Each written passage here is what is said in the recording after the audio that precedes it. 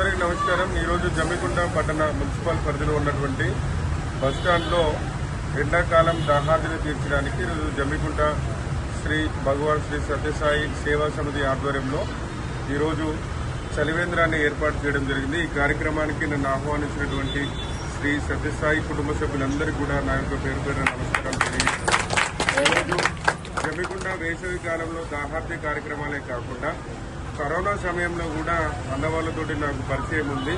అప్పుడు కూడా వాటర్ ట్యాంకర్లు కానీ ఫ్రూట్స్ కానీ అన్నీ కూడా వాళ్లకు ఆ భగవంతుడు ఇచ్చిన ఆశీస్సుల మేరకు అనేక స్వచ్ఛందాల కార్యక్రమాలలో పాల్గొంటున్నటువంటి శ్రీ సత్యసాయి సేవా సమితిని గత 5 సంవత్సరాలుగా దగ్గరగా చూశాను।